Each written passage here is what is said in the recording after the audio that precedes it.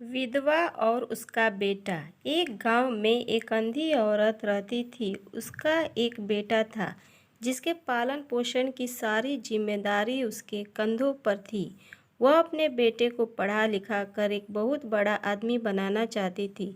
इसीलिए उसने उसका दाखिला शहर के सबसे अच्छे स्कूल में किया। वह दिन रात मेहनत करती ताकि बेटे की स्कूल की फीस दे सके। लड़के के स्कूल के बच्चे उसकी माँ के बारे में जानते थे। वे सब उसे अंधी का बेटा कहकर चिढ़ाते थे। लड़का इससे बहुत परेशान था। उसे अपनी माँ पर शर्म आने लगी थी। वह उसके साथ नहीं कभी भी आने जाने से कतराने लगा था। जब लड़का बड़ा हुआ तो उसकी शहर में अच्छी नौकरी लग गई।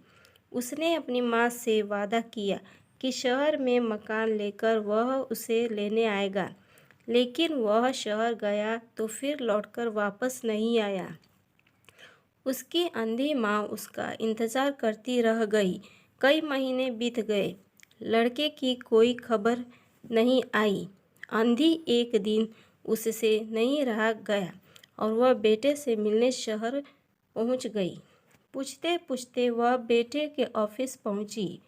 वहां सिक्योरिटी गार्ड ने उसे रोक दिया।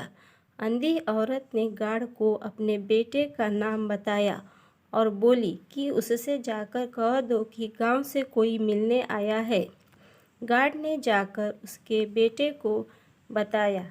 बेटे ने ऑफिस की खिड़की से देखा तो उसे अपनी माँ गेट के बाहर खड़ी नजर आई। वह ऑफिस में सबके सामने अपनी माँ की वजह से शर्मिंदा नहीं होना चाहता था। उसने कहला दिया कि वह ऑफिस में नहीं है। अंधी औरत वहाँ से चली गई। शाम को वह लड़का ऑफिस से घर जाने के लिए निकला। रास्ते में एक जगह काफ़ी भीड़ जमा थी। वह अपनी गाड़ी रोककर भीड़ के पास पहुंचा और तो बीच सड़क में अपनी माँ को मरा पाया। उसके हाथ में एक चिट्ठी थी जिसमें लिखा था, बेटा बड़े दिन हो गए थे, तेरी कोई खबर नहीं मिली। चिंता हो रही थी, इसीलिए तुझसे मिलने चली आई। तू तो अब बड़ा आदमी बन गया है।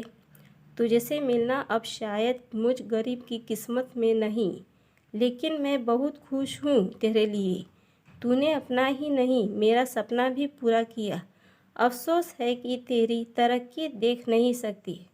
काश बचपन में तेरी आँखों में सरिया न घुसा होता और मुझे तुम्हें अपनी आँखें न देनी पड़ी होती, तो तेरी तरक्की अपनी आँखों से देखकर सुकून से मरती। तेरी अंधी माँ।